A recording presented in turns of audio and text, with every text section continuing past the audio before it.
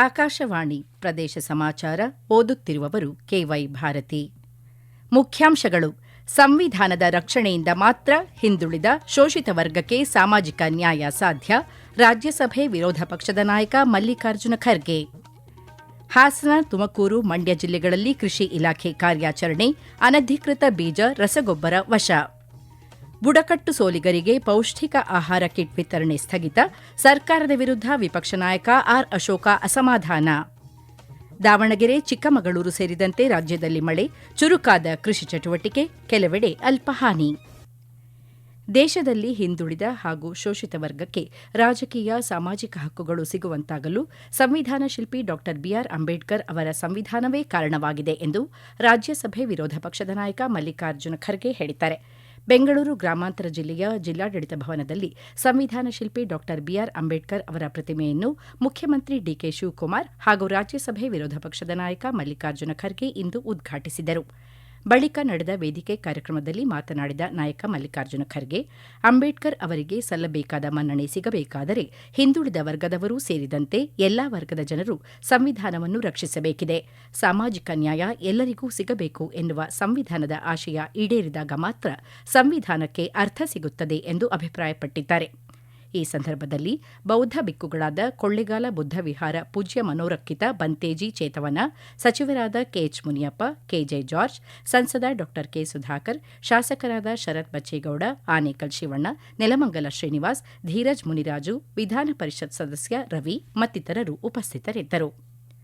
ಅನಧಿಕೃತ ಬೀಜ ಮತ್ತು ರಸಗೊಬ್ಬರ ದಾಸ್ತಾನು ಹಾಗೂ ಮಾರಾಟ ನಿಯಂತ್ರಿಸಲು ಕೃಷಿ ಇಲಾಖೆ ಆಯುಕ್ತ ಡಾ ಬಿಸಿ ಸತೀಶ್ ಅವರ ಸೂಚನೆ ಮೇರೆಗೆ ಅಧಿಕಾರಿಗಳ ತಂಡ ಹಾಸನ, ತುಮಕೂರು ಮತ್ತು ಮಂಡ್ಯ ಜಿಲ್ಲೆಗಳಲ್ಲಿ ತೀವ್ರ ಕಾರ್ಯಾಚರಣೆ ನಡೆಸಿ ಲಕ್ಷಾಂತರ ರೂಪಾಯಿ ಮೌಲ್ಯದ ದಾಸ್ತಾನನ್ನು ವಶಪಡಿಸಿಕೊಂಡಿದೆ. ಹಾಸನ ಜಿಲ್ಲೆ ಸಾಲಗಾಮೆ ಮತ್ತು ಅರಸೀಕೆರೆ ವ್ಯಾಪ್ತಿಯಲ್ಲಿ ಬೀಜ ಕಾಯ್ದೆ ಉಲ್ಲಂಘಿಸಿ ಸಂಗ್ರಹಿಸಲಾಗಿದ್ದ ಒಟ್ಟು 97,000 ರೂಪಾಯಿ ಮೌಲ್ಯದ ಹೈಬ್ರಿಡ್ ಮೆಕ್ಕೆಜೋಳ ಬೀಜಗಳು ಹಾಗೂ ಬೇಲೂರು ತಾಲೂಕಿನಲ್ಲಿ 1.77 ಲಕ್ಷ ರೂಪಾಯಿ ಮೌಲ್ಯದ 88 ಚೀಲ ಯೂರಿಯಾ ಹಾಗೂ ಫಾಸ್ಫೋ ಜಿಪ್ಸಮ್ ಗ್ರಾನ್ಯೂಲ್ಸ್ ಜಪ್ತಿ ಮಾಡಲಾಗಿದೆ. ತುಮಕೂರು ಜಿಲ್ಲೆಯ ಮಧುಗಿರಿ ತಾಲೂಕಿನಲ್ಲಿ ನಿಯಮಬಾಹಿರವಾಗಿ ಇರಿಸಲಾಗಿದ್ದ 86,000 ರೂಪಾಯಿ ಮೌಲ್ಯದ 22 ಲೀಟರ್ ಸೂಕ್ಷ್ಮ ಪೋಷಕಾಂಶ ಮಿಶ್ರಣವನ್ನು ವಶಪಡಿಸಿಕೊಳ್ಳಲಾಗಿದ್ದು, ಮಂಡ್ಯ ತಾಲೂಕಿನ ಇಂದುವಾಳದಲ್ಲಿ ಅನಧಿಕೃತವಾಗಿ ಸಾಗಿಸಲಾಗುತ್ತಿದ್ದ 300 ಚೀಲ ಯೂರಿಯಾವನ್ನು ಅಧಿಕಾರಿಗಳು ವಶಪಡಿಸಿಕೊಂಡಿದ್ದಾರೆ. ನಿಯಮಬಾಹಿರವಾಗಿ ಚಟುವಟಿಕೆ ನಡೆಸುವ ಮಾರಾಟಗಾರರ ವಿರುದ್ಧ ನಿರ್ದಾಕ್ಷಿಣ್ಯ ಕ್ರಮ ಕೈಗೊಳ್ಳಲಾಗುವುದು ಎಂದು ಇಲಾಖೆ ಎಚ್ಚರಿಸಿದೆ. ಚಾಮರಾಜನಗರ ಜಿಲ್ಲೆಯ ಬಿಳಿಗಿರಿ ರಂಗನಬೆಟ್ಟ ಸೇರಿದಂತೆ ಕಾಡಂಚಿನ ಪ್ರದೇಶದ ಬುಡಕಟ್ಟು ಸೋಲಿಗ ಸಮುದಾಯಕ್ಕೆ ನೀಡಲಾಗುತ್ತಿದ್ದ ಪೌಷ್ಟಿಕ ಆಹಾರ ಕಿಟ್ಗಳನ್ನು ಕಳೆದ 3 ತಿಂಗಳಿಂದ ಸ್ಥಗಿತಗೊಳಿಸಿರುವುದನ್ನು ವಿಧಾನಸಭೆ ವಿಪಕ್ಷ ನಾಯಕ ಆರ್ ಅಶೋಕ ಖಂಡಿಸಿದ್ದಾರೆ. ಈ ಕುರಿತು ಸಾಮಾಜಿಕ ಮಾಧ್ಯಮದಲ್ಲಿ ಸಂದೇಶ ಹಂಚಿಕೊಂಡಿರುವ ಅವರು, ಆಹಾರ ಭದ್ರತೆಯ ಭರವಸೆ ನೀಡಿ ಅಧಿಕಾರಕ್ಕೆ ಬಂದ ಕಾಂಗ್ರೆಸ್ ಸರ್ಕಾರ ಅತ್ಯಂತ ದುರ್ಬಲ ವರ್ಗಕ್ಕೆ ಅನ್ಯಾಯ ಮಾಡುತ್ತಿದೆ ಎಂದು ಅಸಮಾಧಾನ ವ್ಯಕ್ತಪಡಿಸಿದ್ದಾರೆ. ಬರ ಮತ್ತು ಉದ್ಯೋಗದ ಕೊರತೆ ನಡುವೆ ಸರ್ಕಾರದ ಈ ನಿರ್ಲಕ್ಷ್ಯದಿಂದಾಗಿ ಸೋಲಿಗ ಕುಟುಂಬಗಳು ಕೂಲಿ ಅರಸಿ ವಲಸೆ ಹೋಗುವಂತಾಗಿದೆ ಮತ್ತು ಮಕ್ಕಳು ಶಾಲೆ ತೊರೆಯುವ ದುಸ್ಥಿತಿ ನಿರ್ಮಾಣವಾಗಿದೆ. ಖಾತರಿ ಯೋಜನೆಗಳ ಹೆಸರಿನಲ್ಲಿ ಪ್ರಚಾರ ಪಡೆಯುತ್ತಿರುವ ಸರ್ಕಾರ ಮೂಲಭೂತ ಆಹಾರ ಒದಗಿಸುವಲ್ಲಿ ವಿಫಲವಾಗಿದೆ ಎಂದು ಆರೋಪಿಸಿದ್ದಾರೆ. ಇದೇ ವೇಳೆ ಬಾಕಿ ಇರುವ 3 ತಿಂಗಳ ಪೌಷ್ಟಿಕ ಆಹಾರ ಕಿಟ್ಗಳನ್ನು ತಕ್ಷಣವೇ ವಿತರಿಸಿ ಬುಡಕಟ್ಟು ಸಮುದಾಯಕ್ಕೆ ನ್ಯಾಯ ಒದಗಿಸುವಂತೆ ರಾಜ್ಯ ಸರ್ಕಾರಕ್ಕೆ ಆಗ್ರಹಿಸಿದ್ದಾರೆ. ಮತದಾರರ ಪಟ್ಟಿಯಲ್ಲಿನ ಲೋಪದೋಷಗಳ ಕುರಿತು ತಾವು ನೀಡಿದ್ದ ಹೇಳಿಕೆಯನ್ನು ಮಾಜಿ ಮುಖ್ಯಮಂತ್ರಿ ಹಾಗೂ ಸಂಸದ ಬಸವರಾಜ ಬೊಮ್ಮಾಯಿ ಸಮರ್ಥಿಸಿಕೊಂಡಿದ್ದಾರೆ ಹಾಗೂ ಈ ಬಗ್ಗೆ ಮುಖ್ಯ ಚುನಾವಣಾ ಅಧಿಕಾರಿಯವರೇ ಸಮಗ್ರ ಪರಿಶೀಲನೆ ನಡೆಸಬೇಕು ಎಂದು ಆಗ್ರಹಿಸಿದ್ದಾರೆ. ಸಚಿವ ಎಚ್.ಕೆ. ಪಾಟೀಲ್ ಅವರ ಹೆಸರಿನಲ್ಲಿ 3 ಮತಗಳಿರುವ ಕುರಿತು ಅಧಿಕೃತ ದಾಖಲೆಗಳ ಆಧಾರದ ಮೇಲೆಯೇ ತಾವು ಪ್ರಸ್ತಾಪಿಸಿದ್ದು, ಈ ವಿಷಯದಲ್ಲಿ ಕ್ಷಮೆ ಕೇಳುವ ಪ್ರಶ್ನೆಯೇ ಉದ್ಭವಿಸುವುದಿಲ್ಲ ಎಂದು ಅವರು ಸ್ಪಷ್ಟಪಡಿಸಿದ್ದಾರೆ. ಒಂದೇ ಕ್ಷೇತ್ರದಲ್ಲಿ ವ್ಯಕ್ತಿಯ ಹೆಸರು ಮತ್ತು ತಂದೆಯ ಹೆಸರು ಒಂದೇ ರೀತಿ ಇರುವುದರಿಂದ ಉಂಟಾಗಿರುವ ಗೊಂದಲದ ಬಗ್ಗೆ ಸಚಿವ ಎಚ್.ಕೆ. ಪಾಟೀಲ್ ನೀಡಿರುವ ಸ್ಪಷ್ಟೀಕರಣವನ್ನು ಚುನಾವಣಾ ಅಧಿಕಾರಿಗಳು ಕೂಲಂಕಷವಾಗಿ ಪರಿಶೀಲಿಸಬೇಕು ಎಂದು ಅವರು ತಿಳಿಸಿದ್ದಾರೆ. ಮ್ಯಾಪಿಂಗ್ ನಂತರವೂ ಒಂದೇ ಹೆಸರಿನಲ್ಲಿ ಹಲವು ಮತಗಳಿರುವ ಪ್ರಕರಣಗಳು ಮರುಕಳಿಸುತ್ತಿರುವುದು ಗಂಭೀರ ವಿಚಾರವಾಗಿದ್ದು, ತಾವು ಯಾರ ಮೇಲೂ ವೈಯಕ್ತಿಕ ಆಪಾದನೆ ಮಾಡದ ಕಾರಣ ಕ್ಷಮೆಗೆ ಒತ್ತಾಯಿಸುವುದು ಸರಿಯಲ್ಲ ಎಂದು ಹೇಳಿದ್ದಾರೆ. ಪ್ರದೇಶ ಸಮಾಚಾರ ಕೇಳುತ್ತಿದ್ದೀರಿ.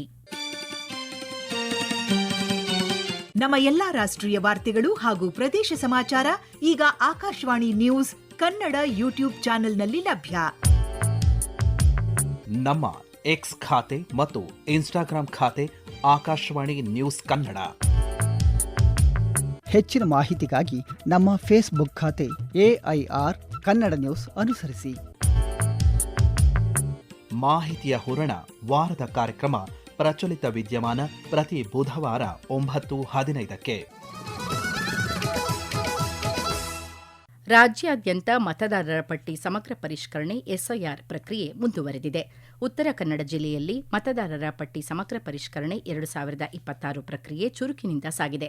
ಜಿಲ್ಲೆಯಲ್ಲಿ ಇದುವರೆಗೂ ಒಟ್ಟು 9,59,565 ಎನ್ಯುಮರೇಷನ್ ಫಾರ್ಮ್ಗಳನ್ನು ವಿತರಿಸಲಾಗಿದ್ದು 15,937 ಫಾರ್ಮ್ಗಳನ್ನು ಗಣಕೀಕರಣಗೊಳಿಸಲಾಗಿದೆ ಎಂದು ಜಿಲ್ಲಾ ಚುನಾವಣಾ ಅಧಿಕಾರಿ ಹಾಗೂ ಜಿಲ್ಲಾಧಿಕಾರಿ ಕೆ. ಲಕ್ಷ್ಮೀಪ್ರಿಯಾ ತಿಳಿಸಿದ್ದಾರೆ. ಹಾವೇರಿ ಜಿಲ್ಲೆಯಲ್ಲಿ ಜನರಿಂದಲೂ ಉತ್ತಮ ಪ್ರತಿಕ್ರಿಯೆ ವ್ಯಕ್ತವಾಗುತ್ತಿದೆ. ಮನೆ ಮನೆಗೆ ಭೇಟಿ ನೀಡುತ್ತಿರುವ ಬಿಎಲ್ಒಗಳು ಪ್ರತಿಯೊಬ್ಬ ಮತದಾರರ ಮಾಹಿತಿ ದಾಖಲಿಸಿಕೊಳ್ಳುತ್ತಿದ್ದಾರೆ. ಸದ್ಯ ಪ್ರಾಥಮಿಕ ಮಾಹಿತಿ ಆಧರಿಸಿ 894 ಮಂದಿಯನ್ನು ಅನರ್ಹರ ಪಟ್ಟಿಗೆ ಸೇರಿಸಿದ್ದಾರೆ ಎಂದು ಜಿಲ್ಲಾಧಿಕಾರಿ ವಿಜಯ ಮಹಾಂತೇಶ ದಾನಮ್ಮನವರ ತಿಳಿಸಿದ್ದಾರೆ. ರಾಜ್ಯದಲ್ಲಿ ಪ್ರಸ್ತುತ ನಡೆಯುತ್ತಿರುವ ಮತದಾರರ ಪಟ್ಟಿ ಪರಿಷ್ಕರಣೆಯ ವಿಶೇಷ ಅಭಿಯಾನದಲ್ಲಿ ಪ್ರತಿಯೊಬ್ಬ ಪ್ರಜೆಯೂ ಜವಾಬ್ದಾರಿಯಿಂದ ಪಾಲ್ಗೊಳ್ಳಬೇಕು ಮತ್ತು ತಮ್ಮ ಅಮೂಲ್ಯವಾದ ಮತದಾನದ ಹಕ್ಕನ್ನು ರಕ್ಷಿಸಿಕೊಳ್ಳಬೇಕು ಎಂದು ಕೋಲಾರ ಸಂಸದ ಎಂ. ಮಲ್ಲೇಶ್ ಬಾಬು ಮನವಿ ಮಾಡಿದ್ದಾರೆ. ಸುದ್ದಿಗಾರರೊಂದಿಗೆ ಮಾತನಾಡಿದ ಅವರು, ಪ್ರಸ್ತುತ ಆರಂಭವಾಗಿರುವ ಎಸ್ಐಆರ್ ಪ್ರಕ್ರಿಯೆಯು ಅತ್ಯಂತ ಪ್ರಮುಖವಾದದ್ದಾಗಿದೆ. ಸಾರ್ವಜನಿಕರು ಇದನ್ನು ಗಂಭೀರವಾಗಿ ಪರಿಗಣಿಸಬೇಕು ಎಂದರು. ತಮ್ಮ ಮತ ಅತಿ ಅಮೂಲ್ಯವಾದದ್ದು. ಅದಕ್ಕೆ SIR ಏನ್ ಇವತ್ತು ಶುರುವಾಗಿದೆಯೋ, BLA ಯಾರು ಬರ್ತಾರೋ 2 ಫಾರ್ಮ್ಸ್ ಕೊಡ್ತಾರೆ ನಿಮಗೆ. ಅದರಲ್ಲಿ ಒಂದು ಫಾರ್ಮ್ ಎಲ್ಲ ಫಿಲ್ ಮಾಡಿ ವಾಪಸ್ BLA ಕೊಡಿ, ಇನ್ನೊಂದು ಫಾರ್ಮ್ ನೀವು ಇಟ್ಕೊಳ್ಳಿ. ದಯವಿಟ್ಟು ನೀವು ಬಹಳ ಗಮನ ಇಟ್ಕೊಂಡು ಯಾವ್ಯಾವ ಓಟು ಯಾರ್ಯಾರ್ದಿದೆಯೋ ಅದನ್ನ ಕರೆಕ್ಟ್ ಆಗಿ ನಮೂದೆ ಮಾಡಿಸಿ ಅವ್ರನ್ನ ರಿಜಿಸ್ಟರ್ ಮಾಡಿಸಿ. ನಿಮ್ಮ ಮತ ಬಹಳ ಅಮೂಲ್ಯವಾದದ್ದು. ಅದಕ್ಕೆ SIR ನ ಬಹಳ ಸೀರಿಯಸ್ ಆಗಿ ತಗೊಳ್ಳಿ, ಇಲ್ಲಾಂದ್ರೆ ನಿಮ್ಮ ಮತ ಪಟ್ಟಿಯಿಂದ ಅದನ್ನ ನಿಮ್ಮ ಹೆಸರು ಬಿಡಲಾಗುತ್ತೆ. ದಯವಿಟ್ಟು ಸರ್ಕಾರಕ್ಕೆ ನಿಮ್ಮ ಸಹಕಾರ ಇರಲಿ. ರಾಜ್ಯದ ಕೆಲವೆಡೆ ಕಳೆದ ಕೆಲವು ದಿನಗಳಿಂದ ಸ್ವಲ್ಪ ಮಟ್ಟದಲ್ಲಿ ಮಳೆಯಾಗಿದ್ದು ಕೃಷಿ ಚಟುವಟಿಕೆಗಳು ಚುರುಕಾಗಿವೆ. ದಾವಣಗೆರೆ ಜಿಲ್ಲೆಯಾದ್ಯಂತ ಕಳೆದ ಕೆಲ ದಿನಗಳಿಂದ ಮಳೆಯಾಗುತ್ತಿದ್ದು ಸ್ಥಗಿತಗೊಂಡಿದ್ದ ಕೃಷಿ ಚಟುವಟಿಕೆಗಳು ಮತ್ತೆ ಗರಿಗೆದರಿವೆ.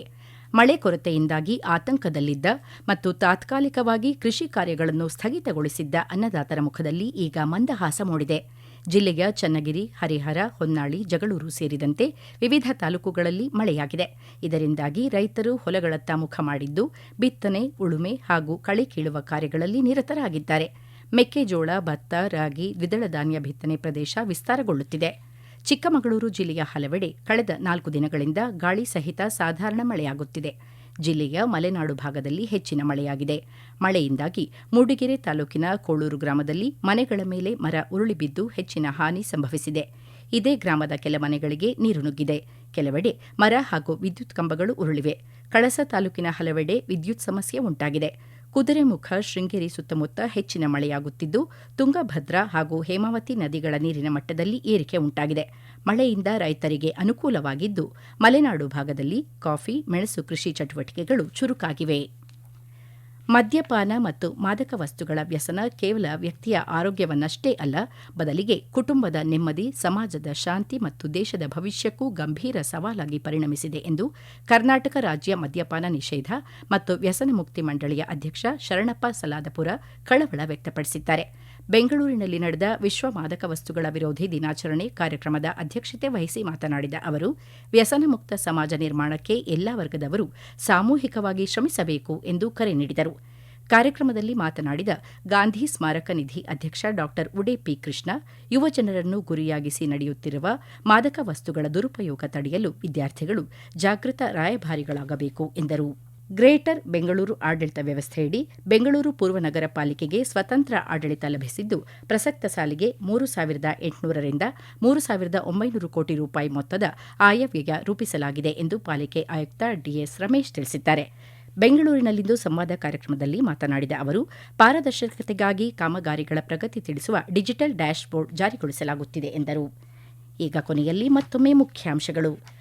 ಸಂವಿಧಾನದ ರಕ್ಷಣೆಯಿಂದ ಮಾತ್ರ ಹಿಂದುಳಿದ ಶೋಷಿತ ವರ್ಗಕ್ಕೆ ಸಾಮಾಜಿಕ ನ್ಯಾಯ ಸಾಧ್ಯ, ರಾಜ್ಯಸಭೆ ವಿರೋಧ ಪಕ್ಷದ ನಾಯಕ ಮಲ್ಲಿಕಾರ್ಜುನ ಖರ್ಗೆ. ಹಾಸನ, ತುಮಕೂರು, ಮಂಡ್ಯ ಜಿಲ್ಲೆಗಳಲ್ಲಿ ಕೃಷಿ ಇಲಾಖೆ ಕಾರ್ಯಾಚರಣೆ, ಅನಧಿಕೃತ ಬೀಜ, ರಸಗೊಬ್ಬರ ವಶ. ಬುಡಕಟ್ಟು ಸೋಲಿಗರಿಗೆ ಪೌಷ್ಟಿಕ ಆಹಾರ ಕಿಟ್ ವಿತರಣೆ ಸ್ಥಗಿತ, ಸರ್ಕಾರದ ವಿರುದ್ಧ ವಿಪಕ್ಷ ನಾಯಕ ಆರ್ ಅಶೋಕ ಅಸಮಾಧಾನ. ದಾವಣಗೆರೆ, ಚಿಕ್ಕಮಗಳೂರು ಸೇರಿದಂತೆ ರಾಜ್ಯದಲ್ಲಿ ಮಳೆ, ಚುರುಕಾದ ಕೃಷಿ ಚಟುವಟಿಕೆ, ಕೆಲವೆಡೆ ಅಲ್ಪ ಹಾನಿ. ಇಲ್ಲಿಗೆ ಪ್ರದೇಶ ಸಮಾಚಾರ ಮುಗಿಯಿತು. ನಮ್ಮ ಮುಂದಿನ ವಾರ್ತಾ ಪ್ರಸಾರ ಸಂಜೆ 6:40ಕ್ಕೆ.